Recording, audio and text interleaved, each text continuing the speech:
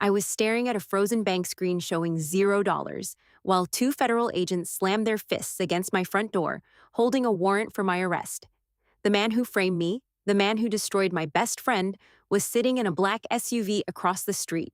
He was sipping a coffee, watching my life burn to the ground. He thought he had completely won. He thought I was just a stupid teenager who fell into his trap. He had no idea that while the agents were breaking down my door, my finger was hovering over a single enter key that would completely wipe out his entire hidden fortune. But to understand how I survived that impossible corner and how I turned the hunter into the prey, I need to take you back to where this nightmare started. My name is Harper. I'm 18 years old. And this is the story of how I committed the perfect digital murder to save the only person I cared about. Chloe was my other half. We grew up in a dead-end neighborhood where people worked 50 hours a week just to afford basic groceries. Chloe lived with her single mother. They struggled. I spent most of my nights sleeping on the floor of her tiny bedroom because my own house was loud and chaotic. We swore we would graduate, get scholarships, and escape together. Then Marcus entered the picture. He met Chloe's mother at a hospital charity gala. He was an independent wealth manager. He wore custom suits, drove a silver Porsche 911, and smelled like expensive cologne and power. Within 2 months, he moved them out of their tiny apartment and into his massive modern estate in the hills. At first, it looked like a fairy tale. He paid off her mother's debts. He bought Chloe a brand new MacBook Pro for school. He seemed like the perfect savior, but the devil never introduces himself with horns. He comes disguised as everything you ever wanted. I noticed the small things first. When Chloe's mother was in the room, Marcus played the loving father. But when her mother went to the kitchen, his mask slipped. His eyes would track Chloe, not with fatherly affection, with a cold, calculated hunger. He started buying her clothes that were a little too tight, a little too mature for a high school junior. He would find excuses to touch her shoulder or brush her hair out of her face. Chloe defended him. She told me I was just jealous of her new life. She said he was just being nice, but I knew the truth. I could feel the danger radiating off him. The real game began on a Tuesday in late October. It was pouring rain. Chloe had not answered my text for 3 days. She missed school twice. My anxiety was spiking, so I walked 4 miles in the rain to Marcus's estate. I punched in the gate code Chloe gave me months ago. It still worked. I walked up to the massive glass front door and looked inside. The house was dead quiet. I turned the handle. It was unlocked. I stepped into the marble foyer. The air was freezing. I called out for Chloe, but no one answered. Then I heard a faint noise coming from the master study down the hall, a quiet, muffled sound. I crept down the hallway, my wet sneakers squeaking slightly on the floor.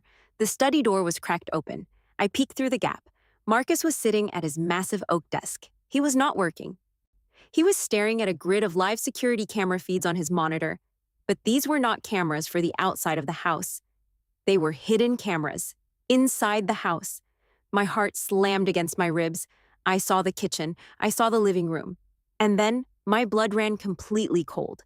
I saw a feed pointing directly at Chloe's bed and another one pointing at her shower.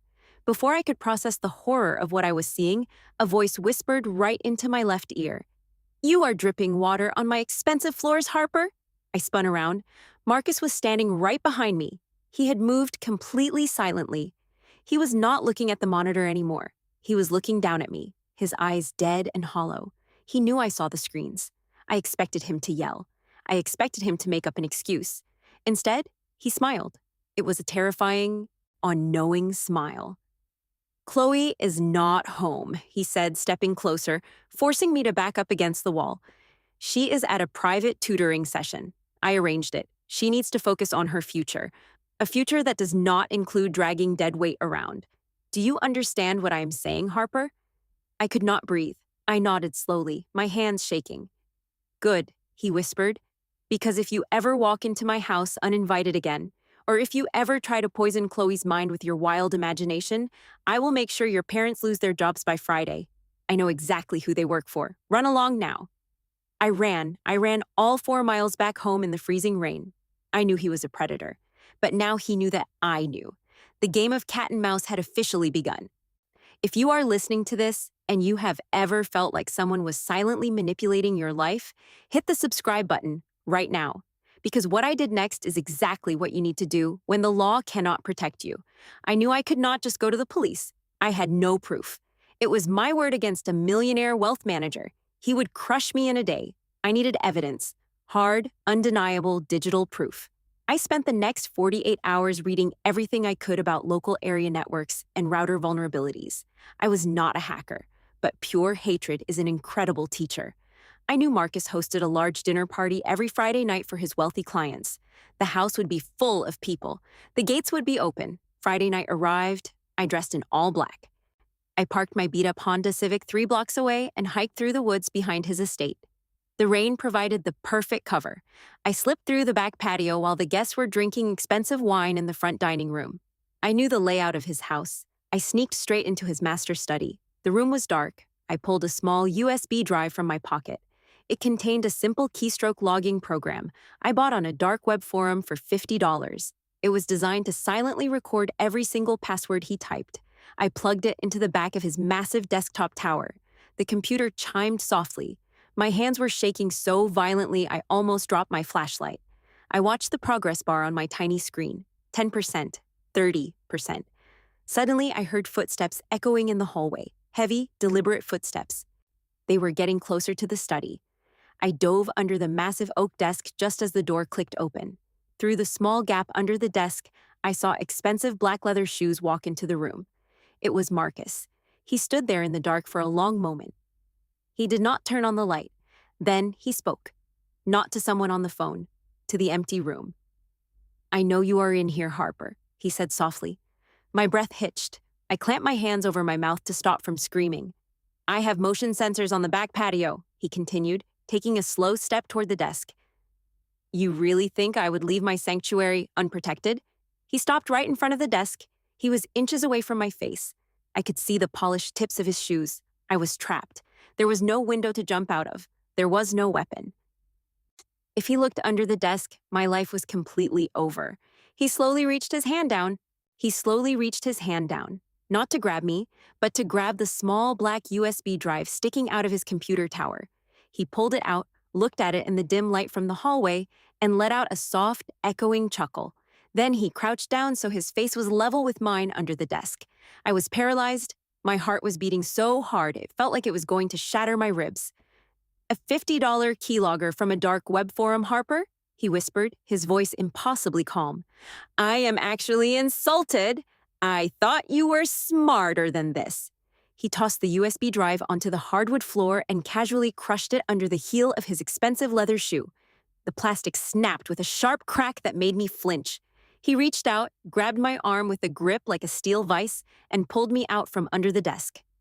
He did not hit me. He did not yell. That was the most terrifying part.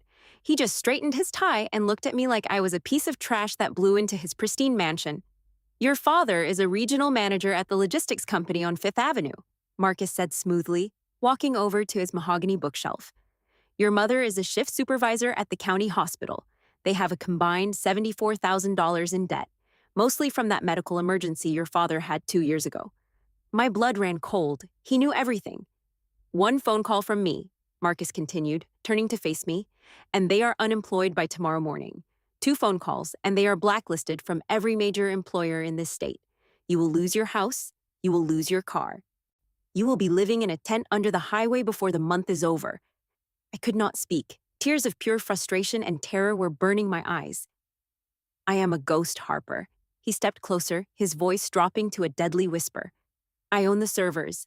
I own the local police captain who plays golf with me every Sunday. I own Chloe.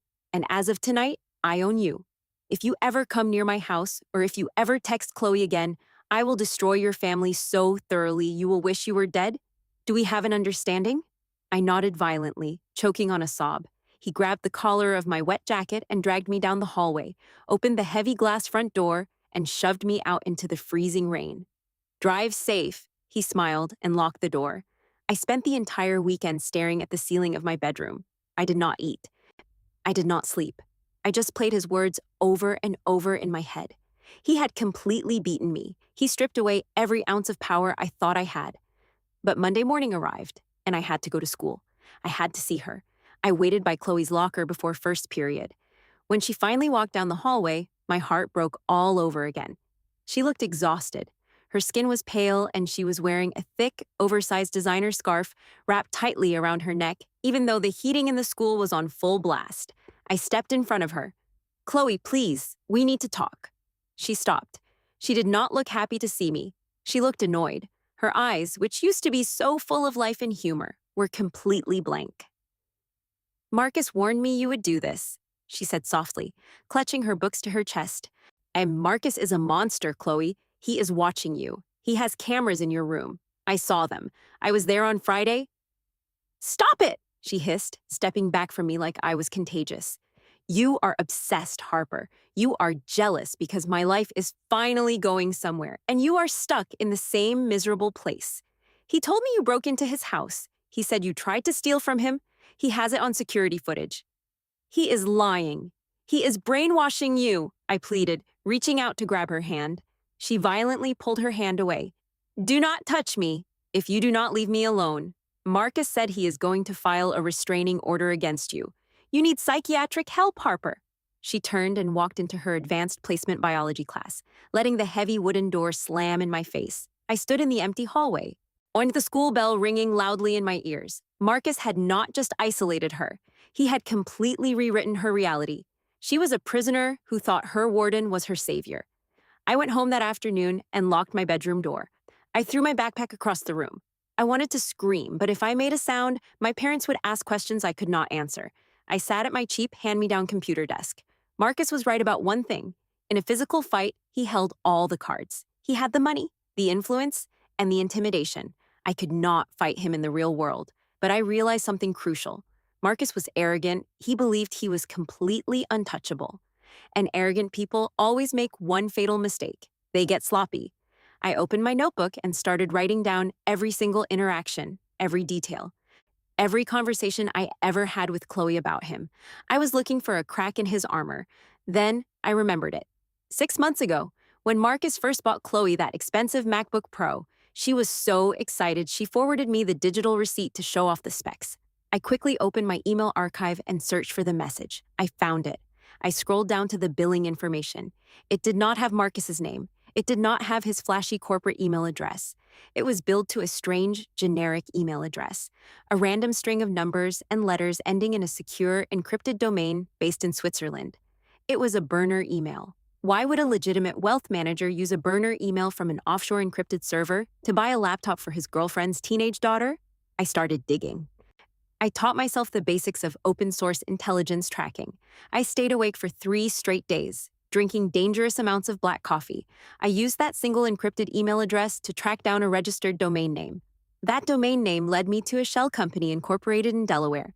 I cross-referenced the public records of that shell company with property databases. Marcus did not just own the mansion in our town. Through various shell corporations, he owned 4 different properties across 3 different states. All of them were occupied by single mothers. My stomach churned. He was not just a predator. He was a serial groomer. He had a calculated, repeatable system. I spent the next 48 hours running automated scripts, trying to find a weak point in his digital footprint. Finally, on Thursday night at 3 in the morning, I found it. One of his shell companies had an outdated cloud storage server attached to it.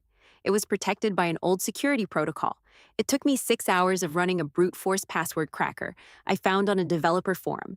At exactly 9 in the morning, the progress bar hit 100%. The password cracked, my screen flashed, and a massive directory of folders loaded. My hands were shaking as I read the folder names. Sarah, Emily, Jessica, Chloe. There were dozens of them. I moved my mouse cursor over the folder labeled Chloe. This was it. This was the undeniable proof I needed to destroy him. This was everything. I clicked the download button. The progress bar appeared. Downloading 1 gigabyte, 5%, 10%. Suddenly my mouse cursor stopped moving. I tried to click, but the screen was completely frozen. The download progress bar vanished. Then my computer screen went entirely black. I hit the keyboard. Nothing happened. The fan inside my computer tower started spinning incredibly fast, sounding like a jet engine. A small green terminal box popped up in the center of my black screen. A blinking cursor appeared. Then words started typing themselves onto my screen in real time. I told you to stop playing, Harper. Look behind you. The green text blinked on my completely black screen. Look behind you. My blood turned to ice. I slowly spun around in my chair, my heart hammering against my ribs. I stared into the dark corners of my bedroom. My closet door was shut. My window was locked. I was completely alone in the room. I turned back to the monitor. The green text disappeared. Then I saw it, a tiny glowing green light at the top edge of my monitor. My webcam was on. He was not in my room. He was watching me from his dark study, miles away. He had complete control over my machine. Before I could reach forward to rip the power cord out of the wall, my screen violently flickered.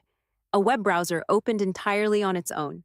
It navigated straight to the login page of my parents' primary bank account. I watched in pure horror as the username and password fields filled themselves in instantly. He had keylogged my entire network. He pressed enter. The dashboard loaded. It showed my parents' combined life savings and the emergency fund they were building to pay off my father's medical debt. It was $12,450. It was everything they had to their name. A new window popped up. A wire transfer request. I screamed and slammed my hands onto the keyboard, trying to close the window. The keys were dead. I grabbed the mouse, but the cursor was locked in place.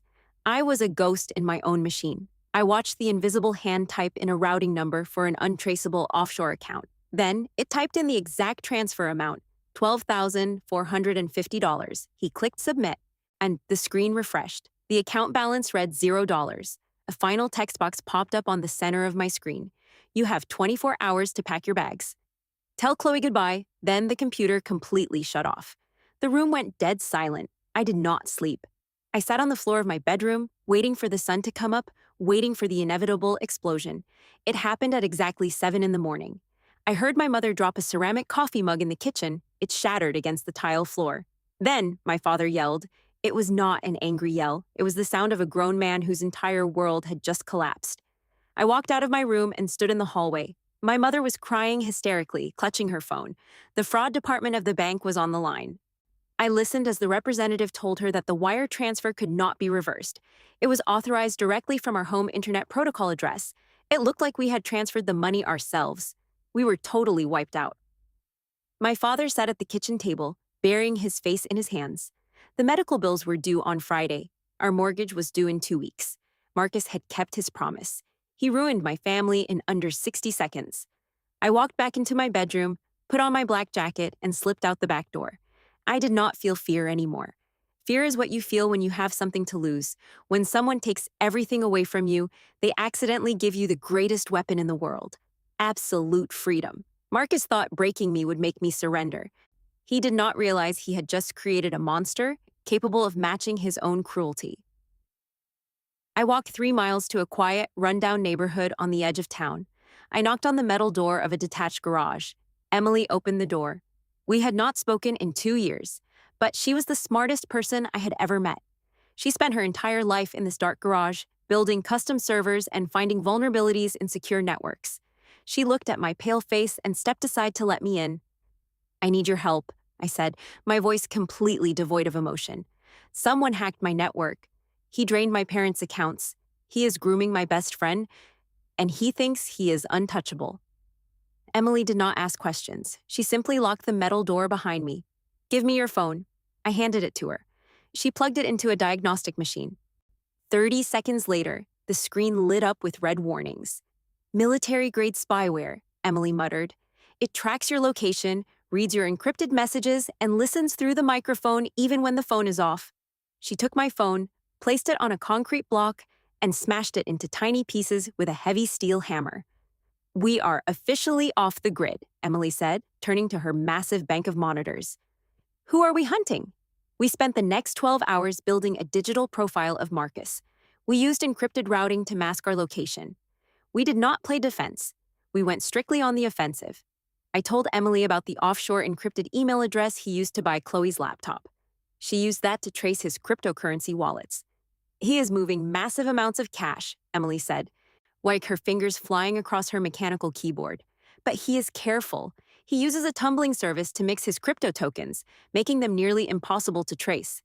There has to be a weak point, I said, leaning over her shoulder. He is too arrogant. He has a blind spot. Wait, Emily paused, her eyes narrowing at a specific line of code.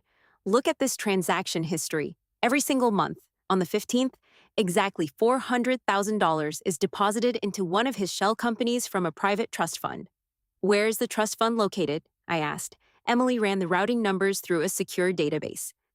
A high society profile picture popped up on the screen. It was a beautiful, older woman wearing a diamond necklace. The trust fund belongs to Victoria Vance, Emily read the profile. Daughter of a billionaire real estate tycoon in Chicago, and according to public marriage records, she is Marcus's legal wife. My jaw clenched. That was his secret. He was not a self-made millionaire. He was a parasite. His entire wealth, his house, his Porsche, his power, it all belonged to his wife. He was using her money to fund his double life, buying properties across the country to groom teenage girls. If his wife finds out, I whispered, she will freeze his assets. He will lose everything. Yes, Emily agreed, but we cannot just send her an anonymous email. He monitors all incoming communications to her estate. He will intercept it. We need undeniable proof. We need his private text messages and his hidden camera footage, but it is locked behind a two-factor authentication firewall. How do we bypass it? I asked. Emily looked at me, her expression dead serious. We need to clone his phone. The only time his phone automatically pairs with an external network is when he starts his car. If you plug a cloning device into the diagnostic port of his Porsche while the engine is running, I can pull his authentication keys wirelessly. He never lets anyone near that car, I said. I know. Emily pulled a small black device with a USB cable out of a drawer. That is why you have to do it while he is sitting in it. It was 8 o'clock at night. I knew Marcus had a weekly dinner meeting at a high-end steakhouse downtown. I waited in the shadows of the underground parking garage beneath the restaurant. The air smelled like exhaust and damp concrete. My heart was beating a steady, heavy rhythm. I held the cloning device tightly in my palm. At exactly 9:30, the elevator doors chimed. Marcus walked out, straightening his expensive suit jacket. He pressed the button on his key fob. The silver Porsche chirped twice, unlocking the doors. He opened the driver's side door and slid into the leather seat.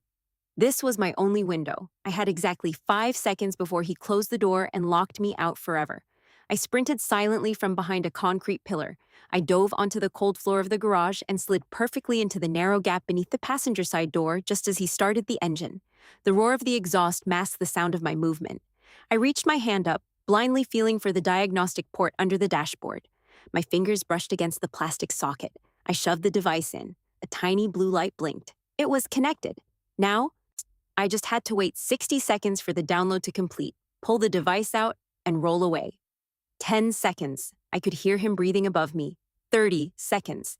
He shifted the car into reverse. I was lying directly behind the front tire. If he backed up straight, he would crush my legs. 50 seconds. The blue light on the device turned solid green. The download was complete. I reached up to grab the device. Suddenly, the passenger side door ripped open. A massive, heavy hand reached down, grabbed me by the hair, and violently dragged me out from under the car. I crashed onto the concrete floor. I looked up, gasping for air. It was not Marcus. It was a man I had never seen before. He was wearing a tactical black uniform. He pulled a heavy radio from his belt and spoke into it. Target secured in the garage. Sir? She took the bait perfectly. Marcus slowly stepped out of the driver's seat. He walked around the car, looking down at me with a cold, victorious smile. He held up his phone. The screen showed a live video feed of Emily's garage.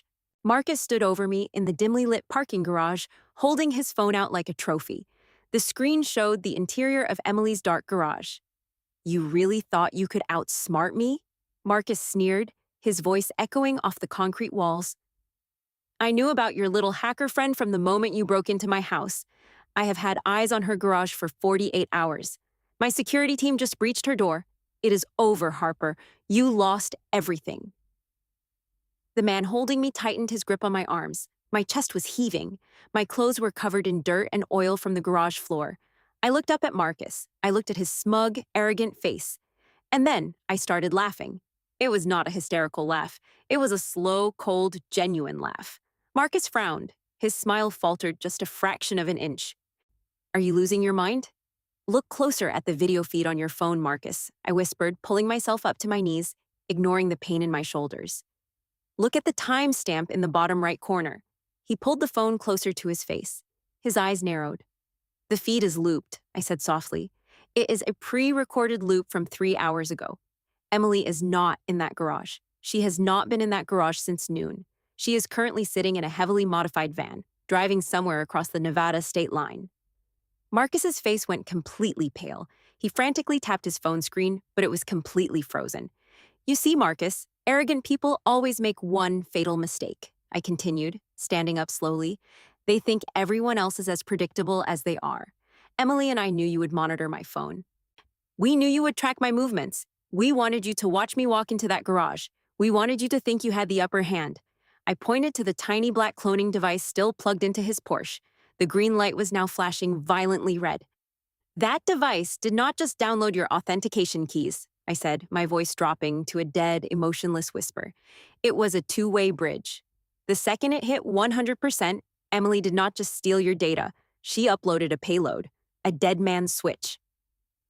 What did you do? Marcus demanded, his voice finally cracking with genuine panic. She bypassed your firewall from the inside, I smiled, and she hit send. Suddenly, the heavy metal security gates at the entrance of the underground parking garage began to roll down. Then, the piercing sound of sirens shattered the silence. Not one siren, dozens of them. Red and blue lights flooded the concrete walls, casting long, frantic shadows across Marcus's face. 3 black tactical SUVs smashed through the exit barriers, tires squealing against the pavement. They surrounded the Porsche. 8 heavily armed federal agents poured out, weapons drawn, aiming directly at Marcus. These were not the local police captains he played golf with. These were federal investigators from the Cyber Crimes Division. Put your hands on the hood of the car, now! The lead agent roared. The security guard who was holding me immediately dropped his radio, raised his hands, and backed away slowly. Marcus was frozen. His phone slipped out of his hand and shattered on the concrete floor. The payload Emily sent was your entire life, I said, walking closer to him as the agents moved in. Every single hidden folder, every encrypted transaction, every piece of hidden camera footage of Chloe and all the other girls. She sent it simultaneously to the Federal Bureau of Investigation, 3 major news networks, and most importantly, I leaned in close to his ear, and got to the private legal team of Victoria Vance. Marcus gasped for air like he was drowning. Your wife froze all your assets exactly 3 minutes ago, I whispered. You do not have a house. You do not have a Porsche. You do not even have a lawyer. You are a ghost, Marcus. And now you are going to disappear. An agent grabbed Marcus by the back of his expensive suit, slammed him against the hood of the car, and slapped heavy steel handcuffs onto his wrists. I watched him being dragged away. He did not look like a monster anymore. He just looked like a pathetic, broken man. The fallout was absolute. Emily had programmed the payload perfectly. Before she burned Marcus's servers to the ground, she initiated a massive, automated wire recall. When I walked back into my house the next morning, my parents were sitting at the kitchen table, crying tears of joy. Their $12,450 had miraculously reappeared in their account, flagged as a bank security correction. They never knew what really happened. Victoria Vance's lawyers utterly decimated Marcus in civil court, stripping him of every dime he had ever stolen. Because of the sheer volume of digital evidence, the federal prosecutors charged him with wire fraud, extortion, and over 30 counts of federal grooming and surveillance charges. He was denied bail. He is currently facing 120 years in federal prison. As for Chloe, it took time. When the police raided the mansion and showed her mother the hidden cameras and the files, the illusion shattered. Chloe spent 3 weeks in a deep depression. But one rainy Tuesday afternoon, I heard a knock on my front door. I opened it. Chloe was standing there, shivering in the cold, holding a small duffel bag. She looked at me, tears streaming down her face. I am so sorry, she whispered. I did not say a word. I just pulled her inside and hugged her tighter than I ever had in my entire life. Sometimes, the world tells you that you have to play by the rules. It tells you that if you are young or poor or scared, you just have to accept whatever the powerful people do to you, but they are wrong. Power is not about money. Power is not about age. Power is about what you are willing to do when you have absolutely nothing left to lose. Marcus thought he was the ultimate predator in a world full of prey, but he forgot one very important rule of the jungle. Even a cornered mouse can bite right through the jugular of a lion.